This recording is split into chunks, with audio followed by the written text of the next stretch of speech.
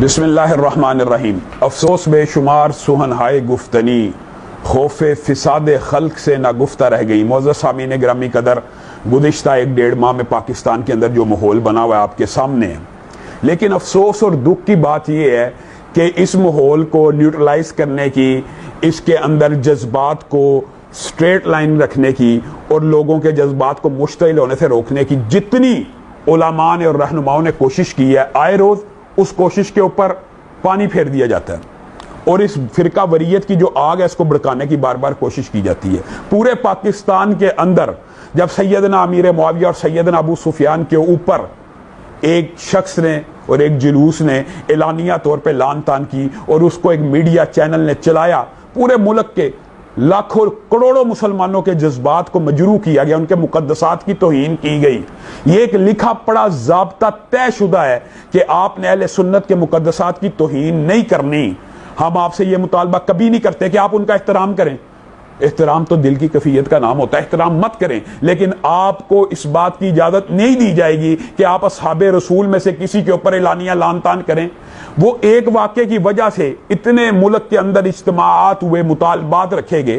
حیران کن بات یہ ہے کہ اسی طرح کا ایک کلپ سوشل میڈیا کے اوپر کل سے وائرل ہوا ہے، پتہ نہیں کب کا ہے۔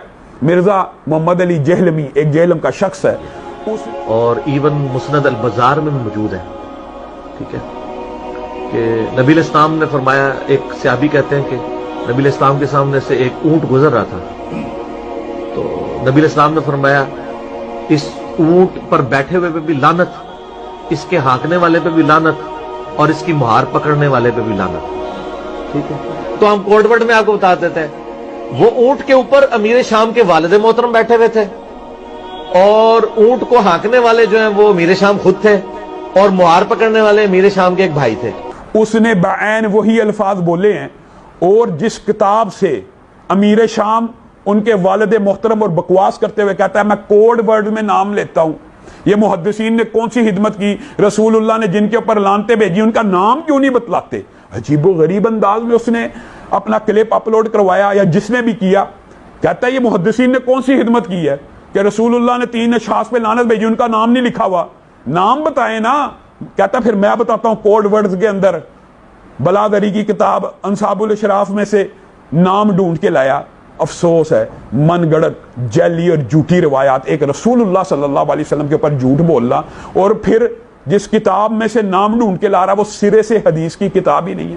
کیا اس نے لوگوں کو، عام جو تعلیم سے علم سے وابستہ لوگ ہیں ان کو بھی اس بات کا پتہ ہے کہ یہ جو بات کہہ رہا ہے یہ تو حدیث کی کتاب ہی نہیں ہے جس کتاب کا حوالہ دے رہا ہے۔ اور پھر کوڈ ورڈز کے اندر کہتا ہے معاذ اللہ ثم معاذ اللہ، یہ لعنت۔ اب یہ کہتے ہوئے بھی ہمارا دل ہلتا ہے۔ پورے ملک میں پہلے اس وجہ سے ایک پورے ملک کے اندر آپ نے لاکھوں کروڑوں لوگوں کے اجتماعات دیکھے، آج اس بندے نے خود کو اہل سنت کا نمائندہ کہتا ہے، خود کو اہل سنت میں شامل کرتا ہے، اور یہ صحابہ کے بارے میں کہہ رہا ہے کہ امیر شام کے اوپر بھی لعنت ہوئی اور امیر شام کے والد محترم کے اوپر بھی لعنت ہوئی اور ان کے بھائی کے اوپر۔ یہ تینوں صحابی رسول ہیں، اور یہ کہہ رہا ہے میں برکت کے لیے آپ کو یہ بات بتانا چاہتا ہوں۔ یہ کس چیز کا مقدمہ لڑ رہا ہے؟ کیا ملک کے اندر دوبارہ اس چیز کو ہم دوبارہ پورے طاقت اور قوت سے احتجاج کریں؟ ہم پہلے بھی حکومت سے یہ بات کہتے آئے ہیں کہ ہم احتجاج کریں گے وطن عزیز کے اندر، پاکستان کے اندر کسی صحابی کی گستاخی کرنے والے کو یا تو ملک سے فرار ہونا پڑے گا، اگر ملک میں رہنا ہے تو اپنی زبان کو لگام دینی ہوگی۔ یہ اصحاب رسول وہ ہیں کہ رسول اللہ نے کہا نبیوں کے بعد سب سے افضل دل اللہ نے جو ٹٹولے ان کو میرے صحابی بنایا، کسی کو میرا سسرالی رشتہ دار بنایا، تمہیں سسرالی رشتہ داری کی بھی حیا اور غیرت نہیں ہے۔ اور رسول اللہ صلی اللہ علیہ وسلم نے کہا جو ان کے اوپر سب و شتم کرتا ہے ان کے اوپر اللہ کی، فرشتوں کی، سب کی لعنت ہے۔ کوئی صحابی کے اوپر لعنت بھیج کے یہ سمجھتا ہے وہ محفوظ ہو جائے گا۔ اور اچھا پھر اس بات کے جواب میں عجیب و غریب فلسفہ، جی صحابہ پہ لعنت کرنا بالکل حرام ہے، اس کے اوپر جمیع فرشتوں کی لعنت ہوتی ہے، اور دلیل کیا پیش کرتے ہیں؟ صحابہ کے آپس میں جو مشاجرات ہیں۔ اور بھائیو آج اس مسئلے کو بھی یاد رکھ لو، سن لو، یہ جو احادیث ہیں کہ تم میں سے کوئی ایک احد پہاڑ جتنا سونا چاندی خرچ کرے صحابی کے آدھ ہاتھ کے برابر نہیں پہنچ سکتا، یہ امت کے لیے ہیں۔ اور صحابہ آپس میں ایک دوسرے کے ساتھ لڑ پڑتے ہیں، ایک دوسرے کے ساتھ جو معاملات کرتے ہیں وہ ان حدیث کے ضمن میں نہیں آتے۔ حدیث کا وہ مفہوم معتبر مانا جائے گا جو محدثین کا، اصحاب رسول کا، تابعین کا، ائمہ محدثین کا، سلف صالحین کا۔ یہ جو حدیثیں ہیں نا کہ کسی نے صحابی کو لان تان کیا، اس کے اوپر جمی انسانیت کی، فرشتوں کی، اللہ اور رسول کی لعنت ہے، یہ امتیوں کے لیے ہیں۔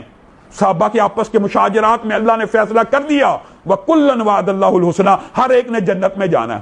آپس میں لڑے ہیں پھر بھی جنتی ہیں، صحابہ آپس میں جو کچھ کریں وہ جنتی ہیں۔ یہ تیرے اور میرے لیے ہے کہ ہماری ایک کلاس نہیں ہے، ہمارا ایک سٹیٹس نہیں ہے، صحابہ ایک سٹیٹس میں۔ میں آج یہ مطالبہ رکھتا ہوں کہ مرزا جہنمی کے خلاف فی الفور مقدمہ درج کیا جائے۔ اس نے بعین ہی وہی لفظ استعمال کیے ہیں اور رسول اللہ کے اوپر بھی جھوٹ ماندا ہے، اس کو فی الفور اس کے خلاف پرچہ کاٹا جائے، مقدمات درج کیے جائیں۔ ہمارے مطالبات آپ کے سامنے ہیں، ہم آپ کو بارہا یہ کہہ چکے ہیں کہ اہل حدیث دیوبندی اور بریلوی اتحاد ایک تسبیح کی طرح ہو چکا ہے، ایک قوت اور طاقت بن چکا ہے۔ ہم اس اتحاد کو اس وقت تک ٹوٹنے نہیں دیں گے جب تک یہ ہمارے سارے مطالبات جو صحابہ کے خلاف بکواس کر رہا ہے سب کے خلاف اگر پرچے نہیں ہوں گے۔ ہم آئین کو کہہ رہے ہیں، ہم قانون کو کہہ رہے ہیں حرکت میں آئیں، ہم قانون کو حرکت میں لانے کی کوشش کر رہے ہیں، ہم آئین کی بالادستی کی بات کر رہے ہیں، ہم آئین اور قانون ہاتھ میں نہیں لے رہے، ہم چاہتے ہیں کہ قانون حرکت میں آئے۔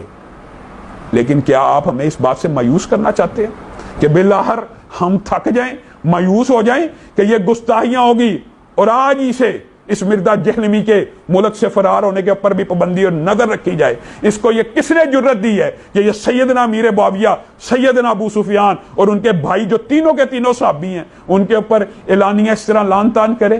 خدا کرے کہ میری عرض پاک پر اترے وہ فصل گل کہ جسے اندیشہ زوال نہ ہو۔